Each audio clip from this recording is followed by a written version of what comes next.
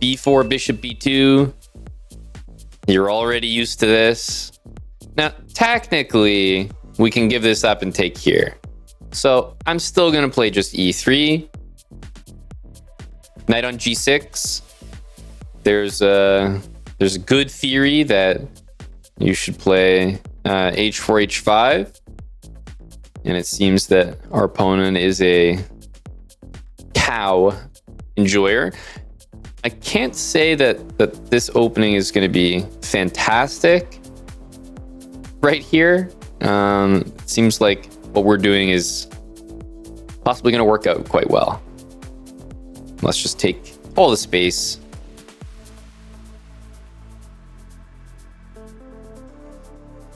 Just all of the simple moves.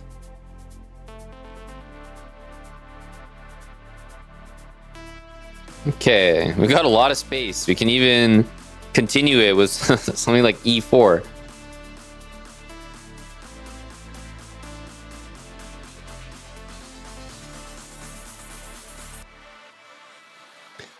Okay. Now, taking is going to drop the pawn, which is the only reason I'm holding off on that.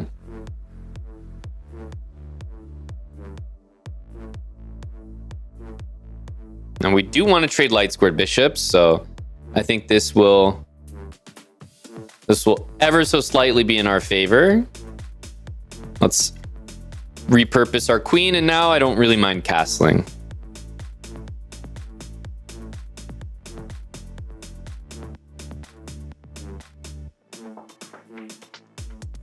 Knight e4 does allow many trades to happen.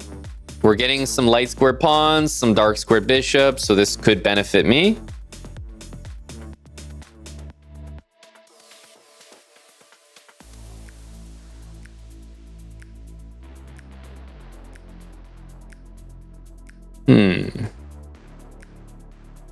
I kind of want to play this, but it does let this pawn go. Not ideal. Let's bring this in.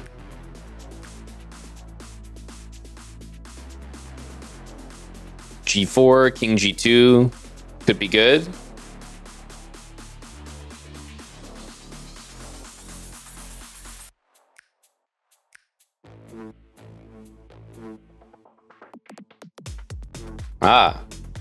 We have a shuffler.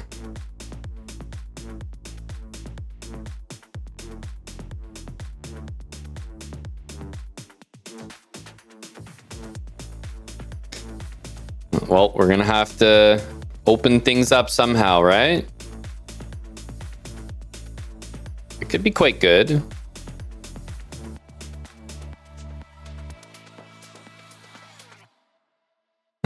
This does not look good for black.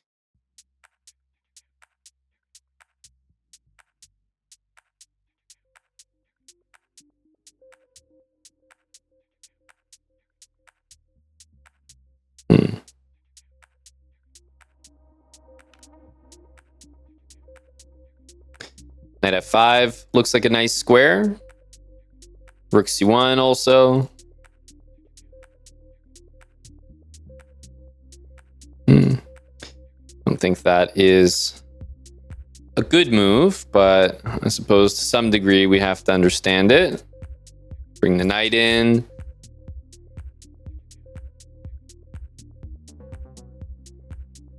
I'm a bit concerned about this move being played for him.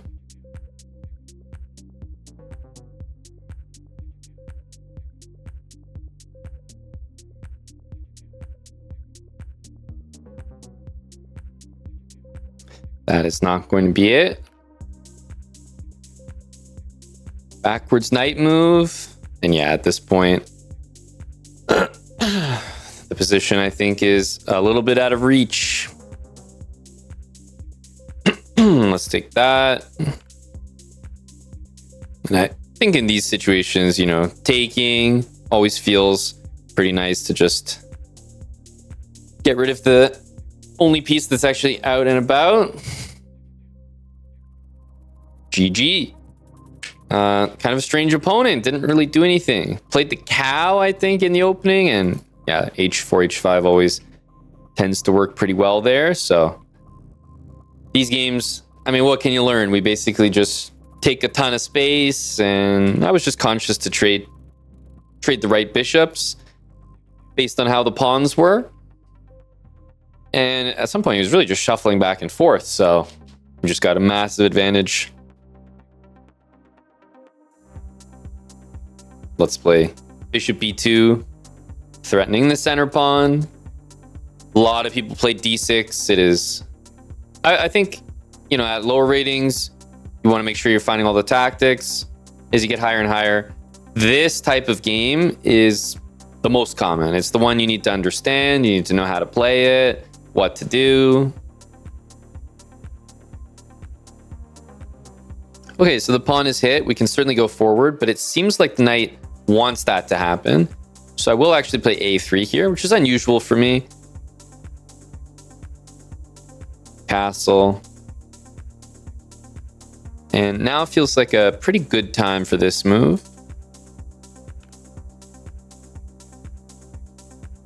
Although pawn takes is good, I like knight takes here.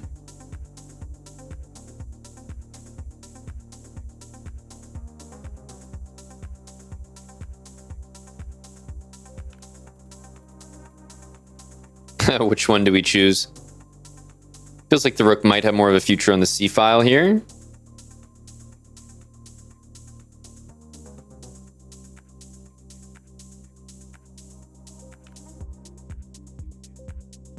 Let's go h3. I'm gonna stop some pieces from going there. Knight e6 is friendly because we get knight f5. Very good. Knight there. Do we take or go here? The result looks the same, and it feels like the opponent's going to play bishop takes h3 afterwards. Let's make sure we have something we're comfortable with in defense. So I don't think it's that obvious what to do. I mean, definitely we should move this knight. So perhaps this gives me the most flexibility.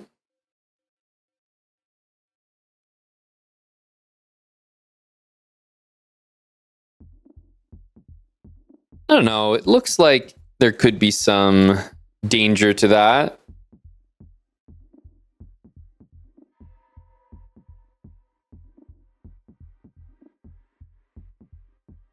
Bishop takes h3. I mean, we also don't have to react to bishop takes h3. We could just play rook d6 and kind of ignore it, but let's see. Bishop takes h3.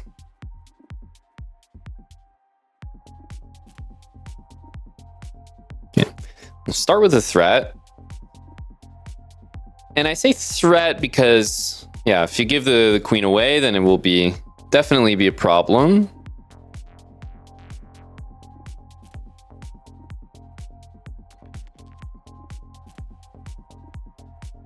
Definitely looking at that one, but maybe f3.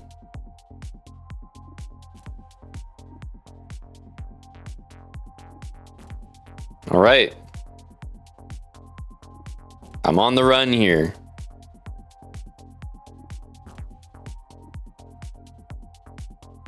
Oh, queen g3, huh?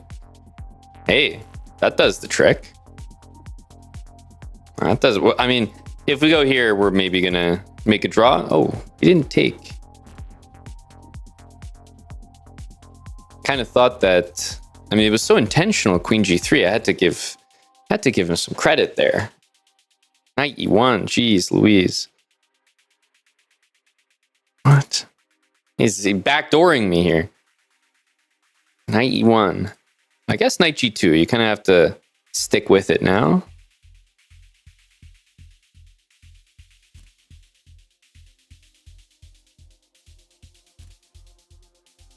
King b1. Also e4. The reason e4 I think is now crazy is that trade could be quite good to open things up. This move could be annoying to face. Let's see. All right. Obviously, we have a threat. We also have rook g1. Let's go to d7.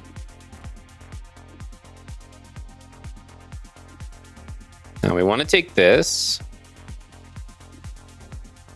And let's see.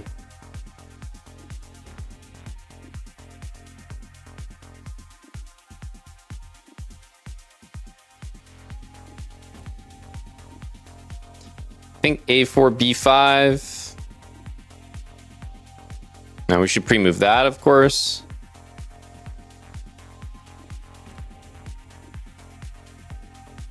And I think we're getting it done now. Rook a8.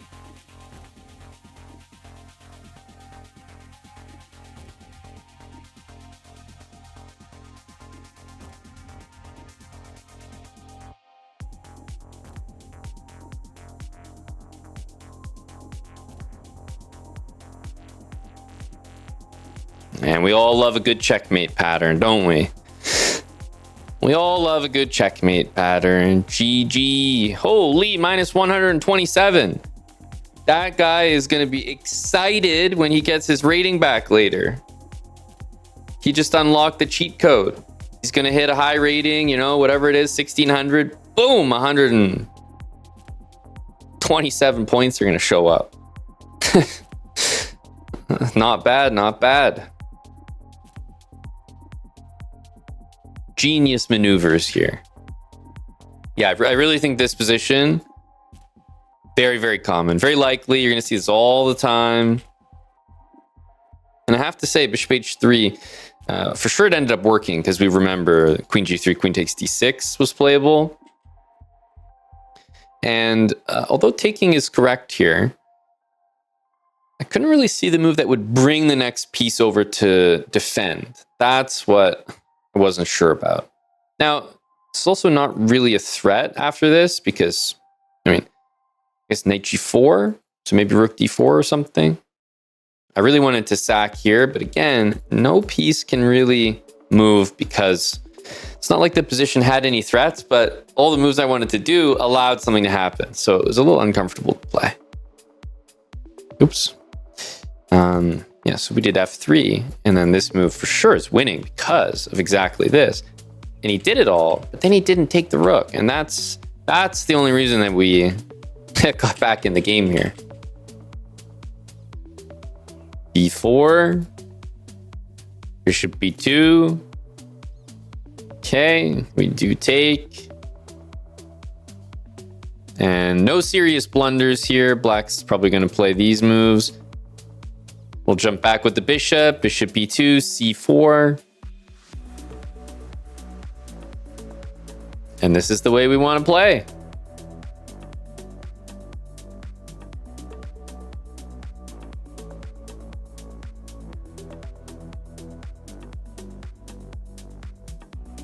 Probably a3 next. I always find a3 is a useful move. Knight c3 after. And of course, bishop c5 would run into this.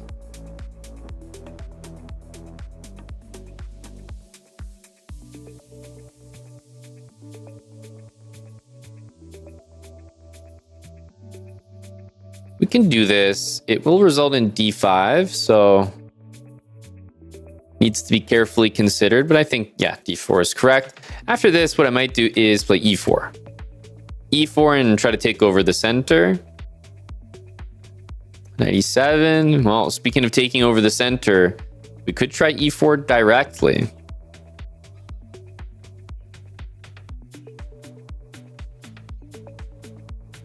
Rook e1.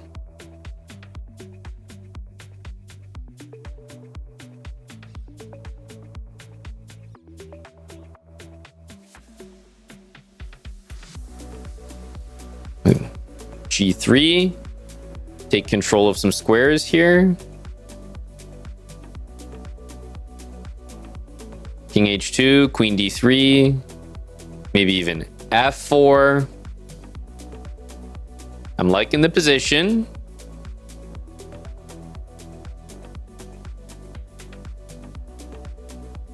I do think f4 is a good move. High energy, but let's play it. It'll feel good to play king h2 out of this diagonal, which is definitely annoying. I think that b5 is the move that wants to happen. That's the feeling I'm getting here.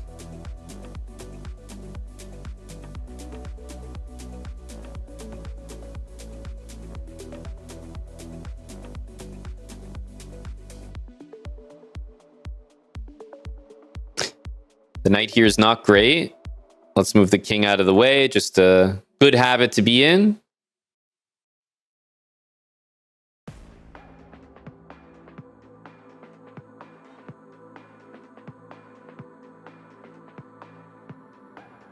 c5.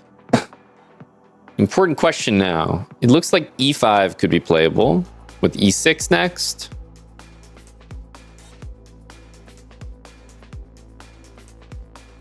Kind of like the look of this. Takes e6. Ooh, and takes this way. I thought we had this. And now look at this beautiful pawn chain. It's starting to look pretty good. d6. Bishop d5 will threaten the knight. Yeah, even though this is going to happen, I don't really think it's a big deal.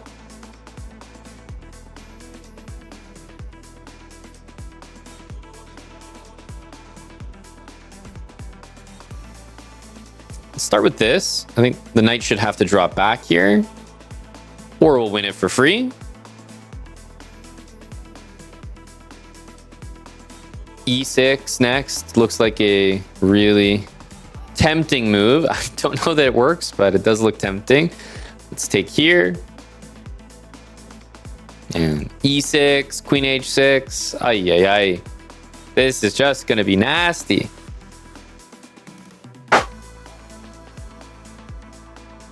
You can already see what's going to happen. One way or another. Rook takes. Yeah, we can take the queen, but I think taking here is even better. Securing that mating net.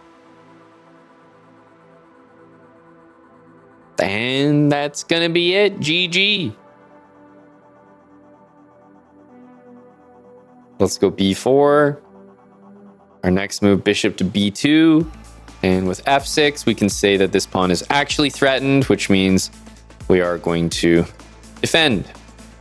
And here, I think that the risk reward on a move like d4 is, yeah, definitely feels worth it. Just because takes loses immediately. And d4, I think, is just a good move anyway.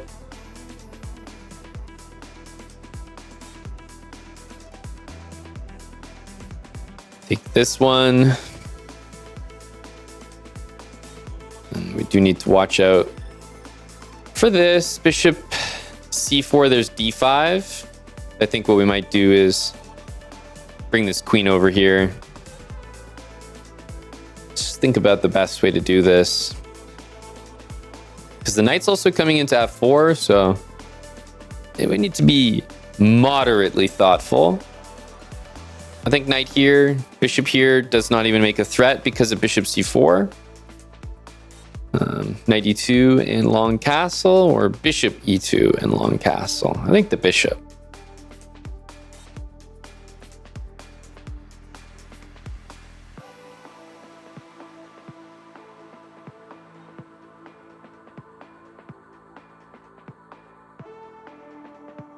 Long castle feels stable.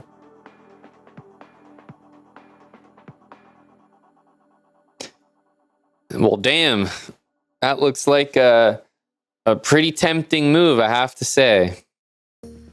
Shall we assume that it works? It has to. It has to. Bishop e6 is a good move, but I think that we end up just fine there.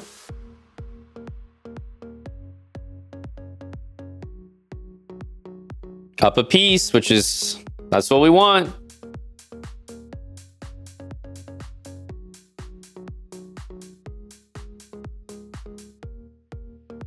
But this is all from the opening. d4 and queen h5 just winning the game.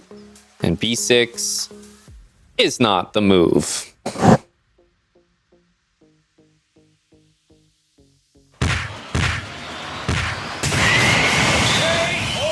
Nice tactic. But again, you cannot play f6, right? 1500s, 1600s. f6, move 2 of the opening. This is just bad. Why is it bad? Well, this is a pretty good reason. d4. Look at this. Because of f6, there's a nasty check there. And that's all she wrote.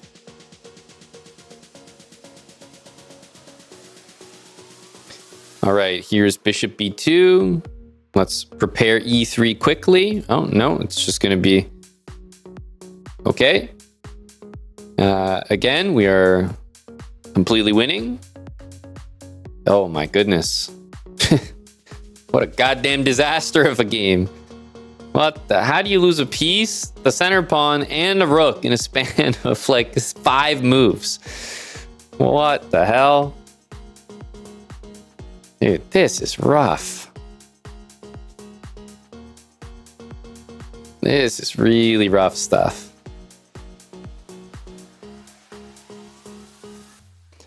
Maybe queen here, queen takes h7, and queen takes c2. Just covering my bases. Okay, this, we know what's going to happen here. That's what we want. But bishop b7 is the next move. We can take the knight on g8. It is a free knight. Knight c3 looks like it'll get a free queen. I'm torn. Both look so good.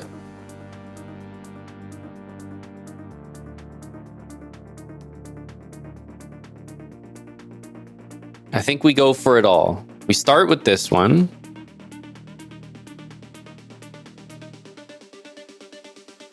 Okay. Wasn't sure if he was actually going to play that move. Queen c4. And it keeps things under control. We can also play knight. Knight c3, for example.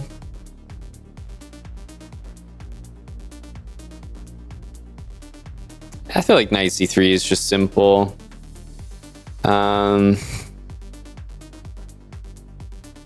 Queen g4 after that. No check, of course.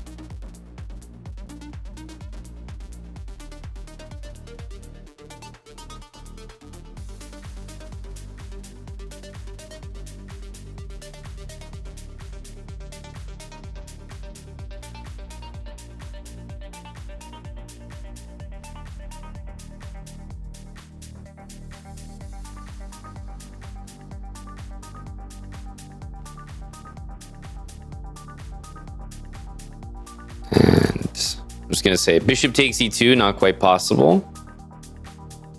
Go here, I guess we'll castle.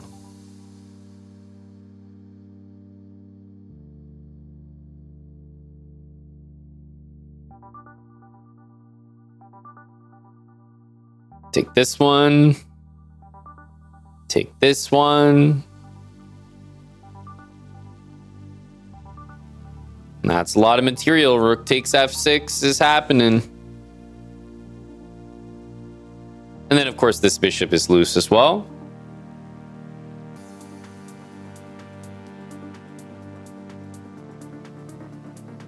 Okay.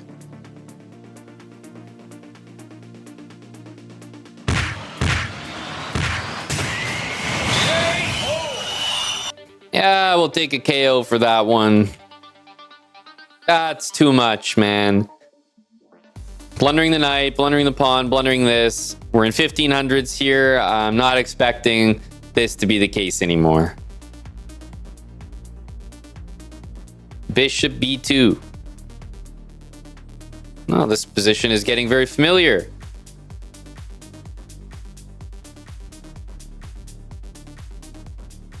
Knight f3. Bishop b2, castles.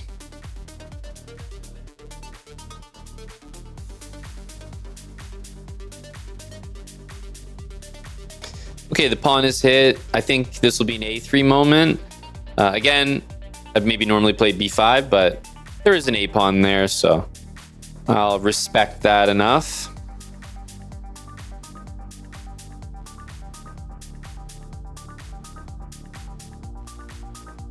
Okay, knight here, immediately tempting. I think we're going to take. And yes, this is effectively a Sicilian Taimanov. Pretty much exactly.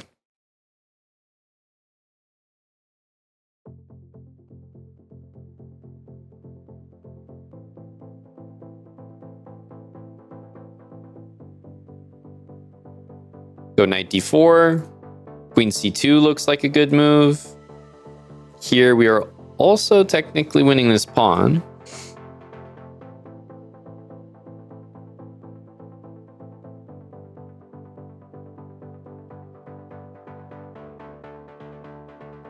This pawn is also attacked.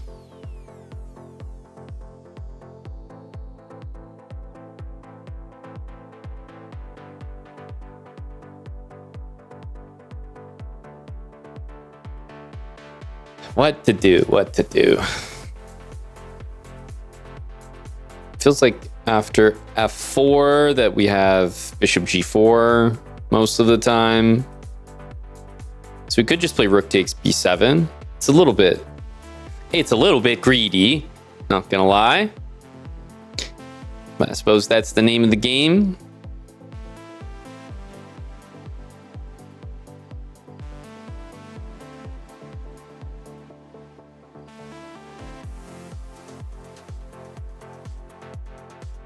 Okay.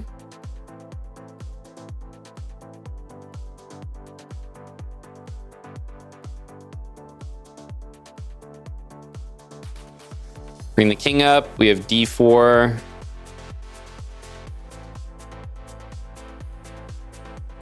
I think we're getting everything that we want here. Check.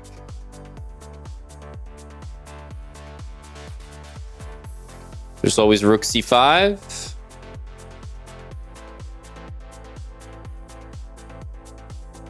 We're not in a rush to take this pawn. Of course, I'd love to, but if he wants to spend the whole game playing rook f8, he's welcome to.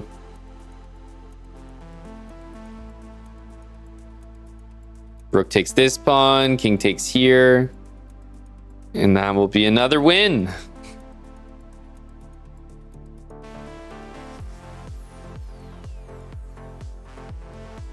Most common, right here. You've seen it so much just in this episode. And in the end, we're basically playing a Taimanov because that's what it is. You know, you play this in the positions where you end up playing c4. Yeah, it pretty much transposes, but it'll rarely transpose directly. It could, but oftentimes we'll have even more of a benefit, like it'll be even better than just a direct transposition. Might have an extra move or two.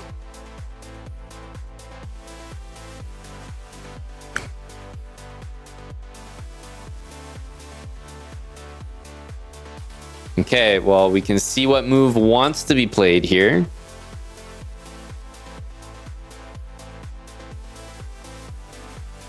Let's play, I think, c4. Even though this is still hanging, I think there's a good idea behind it. Queen b3 and knight c3, perhaps.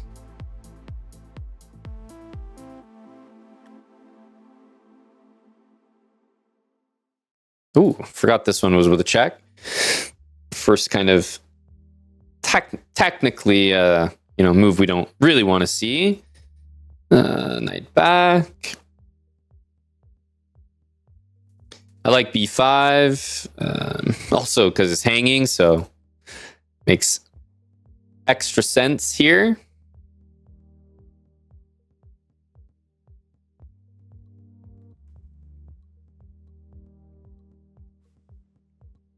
Can probably still do this. Knight f4 is about the only move that can really be played that involves moving the knight.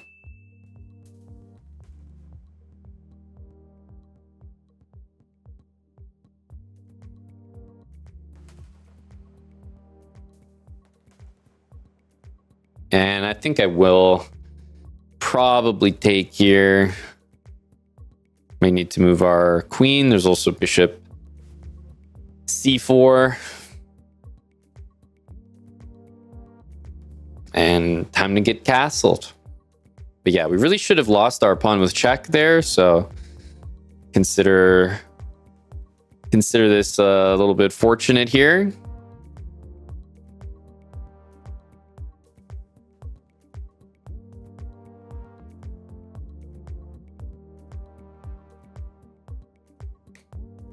Oh, he's kind of inviting knight d6. I don't think that was correct. We've got rook b1, rook c1, 2 open files. Looks really good. Queen e7 could be an idea. Knight here. We'll just send the knight back. Rook b7 is now a threat. A pretty big threat as well.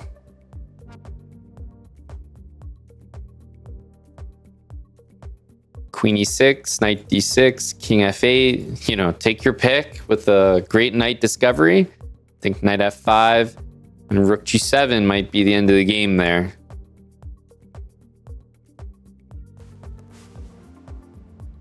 Now, knight c7. So we do have knight d6.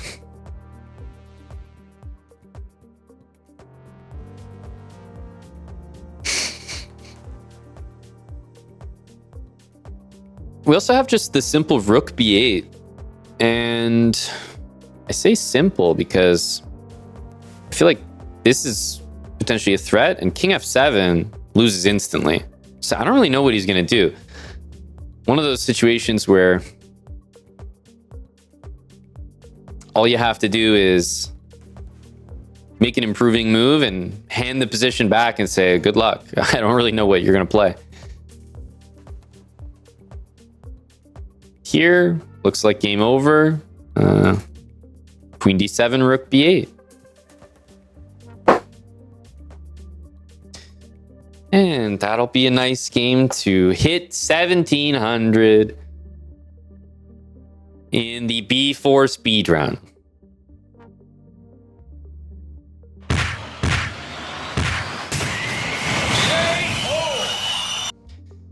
Pleasantly surprised by this opening. A brilli. I wonder what our brilli was. Of course it has to be rook b7.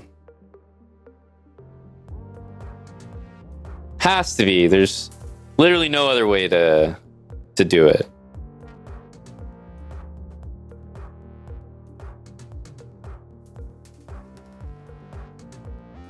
We did have a bit of a blind spot there. Hung our b pawn with check.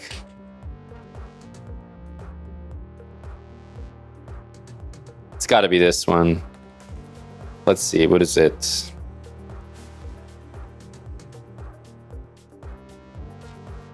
It's just not really showing on the screen for some reason. Anyway, obviously, yeah, it was rook b7. Thank you guys so much for making it to the end of another episode of the 1b4 speedrun. I hope you found this as tricky and successful as I did in the series. And remember to subscribe to the chessbrah YouTube channel if you're not already, and turn on post notifications so you don't miss when we drop our next upload.